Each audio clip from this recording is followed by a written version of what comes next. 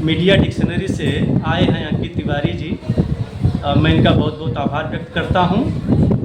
ये मुझसे दलित साहित्य से संबंधित कुछ बातचीत करना चाहते हैं। जो मुझसे इन्होंने सवाल किया है उसके बारे में मैं कुछ आप लोगों के सामने रख रहा हूँ। ये जो जानना चाह रहे थे दलित साहित्य के बारे में, तो मेरी समझ से दलित साहित्य में जो पहले कंट्रोवर्सी थी कि कौन लिखेगा कौन नहीं लिखेगा, कि दलित ही लिख सकता है या गैर दलित भी लिख सकता है, ये चीज़ें पूरी तरह से साफ हो चुकी हैं कि दलित चेतना से युक्त दलित लेखकों द्वारा लिखा गया साहित्य ही दलित साहित्य होगा। ये अब सर्वमान्य हो चुकी है बातें, इसमें अब कोई कंट्रोवर्सी रही नहीं गई। अब हम बताते हैं इसमें कि इसके कई पड़ाव आए, 5 पड़ावों पे आज ये दलित साहित्य पहुंच चुका है। अगर शुरुआती दौर को आप देखें तो शुरुआती दौर में जो हिंदी दलित साहित्य खासतौर से मैं बात कर रहा हूँ, तो उसमें जो शुरुआती विचारधारा है वो अनुनय विनय की है कि हमारी जो स्थितियाँ हैं, हमारी जो परिस्थितियाँ हैं, हम उसको गैर दलितों के सामने रखें। इस तरह की कविताएं शुरू में मिलती हैं, जैसे कि हीरा डोम की कविता में या अन्य कविताओं में मिलती हैं। दूसरा जो पड़ाव है कि आक्रोश आता है इनकी भाषा में, है ना, इनके विचारों में, कि हमारे साथ इस तरह से क्यों चीज़ें हो रही हैं। आक्रोश की भाषा दिखाई पड़ती है व्यवहारों में। तीसरी फेज आती है नकार की, है कि ये हमारा नहीं है, ये हमारा नहीं है ना। खासतौर से बुद्धिज्म का जब प्रभाव पड़ा तो ये होता है कि भाई उसमें बताया गया कि ये हिंदू व्यवस्था की देन है, क्योंकि डॉक्टर अम्बेडकर के कारण ढेर सारे दलित बुद्धिज्म ग्रहण कर लिए। इसलिए उनको लगा कि हम हिंदुओं से अलग, हालांकि वो हिंदुओं से अलग हैं, क्योंकि दलितों के सारे महापुरुषों ने कहा कि हम हिंदू नहीं हैं। आप मध्यकाल से देखें तो सतगुरु रैदास, सतगुरु कबीर भी कह रहे हैं कि ना हिंदू ना मुसलमान की बात करते हैं, है ना।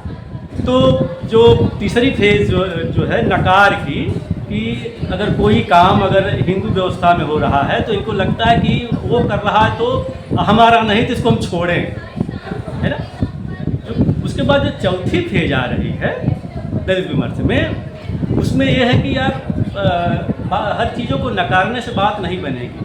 आत्ममूल्यांकन होना चाहिए, आत्म परीक्षण होना चाहिए कि आखिर हम हैं कौन, है ना। जब आत्म परीक्षण हुआ तब ये नकार की चीज़ें धीरे धीरे हटने लगी, तो अपने बारे में लोगों ने लिखना शुरू किया। और जो 5वीं फेज आ रही है दलित विमर्श की, जिसको डॉक्टर धर्मवीर जी लेकर के आते हैं, और ये अम्बेडकरवाद की बात जिसको कहते हैं, इसको उत्तर अम्बेडकरवाद नाम दिया जा रहा है ना, कि उसमें डॉक्टर धर्मवीर एक तरह से जो 6ठी शताब्दी ईसा पूर्व में बुद्ध और महावीर के समय में मक्खली गोसाल का जो आजीवक दर्शन था उसका उन्होंने पुनरुद्धार किया। यानी दलित चेतना में जो पहले के महापुरुष कहते आ रहे हैं कि हम हिंदू नहीं है, हिंदू नहीं, लेकिन ये नहीं बता पाए कि हिंदू नहीं तो है क्या। तो पहली चीज़ डॉक्टर धर्मवीर जी यहाँ बताते हैं कि हम आजीवक रहें, क्योंकि पूरे दलित चिंतन की कड़ी जो है आज से लेकर आधुनिक काल से, रीतिकाल से, मध्यकाल से लेकर आदिकाल तक देखें तो मक्खली गोसाल के चिंतन से जुड़ती, उस आजीवक दर्शन से जुड़ती। तो इस तरह से देखा जाए तो डॉक्टर धर्मवीर आजीवक दर्शन का पुनरुद्धार करते हैं। और आज की जो फेज है इसे उत्तर अम्बेडकरवाद कहा जा रहा है। आज का दलित चिंतन वह न नकारात्मक है, न किसी का विरोध करता है, वह अपने चिंतन में लगा हुआ है कि हम कौन है, अपनी वास्तविक स्थिति को पहचान गया है। इसलिए वह अपने बारे में चिंतन करता है कि हमारा इतिहास क्या है, हमारा समाज क्या है। वो हर जगह अगर समाजशास्त्र में या इतिहास में पढ़ता है तो वो खोजता है कि हम कहाँ हैं। तो डॉक्टर धर्मवीर इसको कहते हैं कि असली दलित चिंतन वह होगा कि जब ब्राह्मण शब्द उसके मुंह से निकल जाएगा, वो आएगा ही नहीं, है ना। नहीं तो अम्बेडकरवाद में यही था ना भाई, असल में हुआ क्या था। डॉक्टर अम्बेडकर दलित चिंतन को हिंदुओं की वर्ण व्यवस्था के भीतर देख रहे थे। वो जो चातुर्वर्ण व्यवस्था है ब्राह्मण क्षत्रिय वैश्य शूद्र की, उसमें अपने को देख रहे थे, चौथे वर्ण में मान करके चल रहे थे, है ना। लेकिन डॉक्टर धर्मवीर जो चिंतन लेकर के आते हैं वो कहते हैं हम वर्ण व्यवस्था के बाहर हैं, है ना। माने एक स्वतंत्र चिंतन दिया डॉक्टर धर्मवीर ने। और वो कहते हैं कि हम बाहर हैं, तो मैंने एक तरह से जो आजीवक चिंतन था वो अवर्णवादी था, और बाकी चाहे जैन हो, चाहे बौद्ध हो, चाहे हिंदू हो, जो भारतीय चिंतन रहे हैं, बड़े चिंतन, बड़े दर्शन, उसमें वर्ण व्यवस्था रही है। वो अलग बात है कि वर्णों का क्रम उलट जाता है। जैसे वैदिक व्यवस्था में ब्राह्मण, क्षत्रिय, वैश्य, शूद्र रहता है, तो बौद्धों की व्यवस्था में क्षत्रिय पहले नंबर पे हो जाता है, ब्राह्मण दूसरे नंबर पे हो जाता है, बाकी वैश्य और शूद्र वहीं रहते हैं। जैनियों की व्यवस्था में भी देखें तो जैनियों की व्यवस्था में सिर्फ पहले 3 वर्ण बनाए गए थे, क्षत्रिय, वैश्य, शूद्र, है ना। बाद में महावीर स्वामी के बेटे आते हैं तो फिर चौथे नंबर पर ब्राह्मण को रखते हैं। लेकिन मक्खली गोसाल के आजीवक दर्शन को देखें तो वह अवर्णवादी है। अच्छा, ये आप व्यवहारिक रूप से भी देखें तो यह दलित, किसी दलित में ही साहस होता है। वो कहता है कि हम किसी वर्ण को नहीं मानते, हम किसी जाति को नहीं मानते, हम किसी देवी देवता को नहीं मानते, किसी भगवान को नहीं मानते, किसी अवतार को नहीं मानते। तो ये चेतना उसके अंदर जो आती है वो आजीवकों से होकर के ही आती है। आजीवकों में ये चीज़ें भरी जो हमने बातें कही है। यह चिंतन मध्यकाल में रैदास और कबीर में भी मिलता है, और ये पूरा जो आधुनिक जो हिंदी दलित विमर्श है उसमें भी पूरा का पूरा ये चिंतन मिलता है।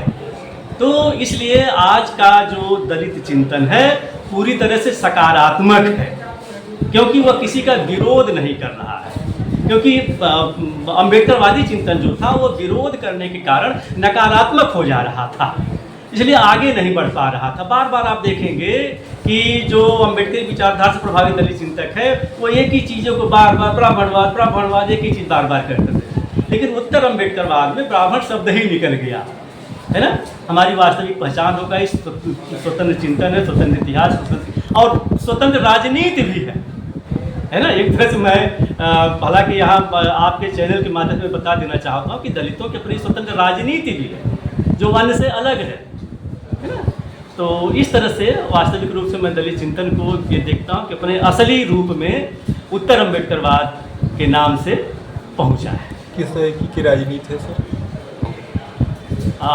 देखिए, खासतौर से आप अगर पूछ रहे हैं तो मैं बहुजन राजनीति की बात कर रहा हूँ, बहुजन समाज की बात कर रहा हूँ, है ना।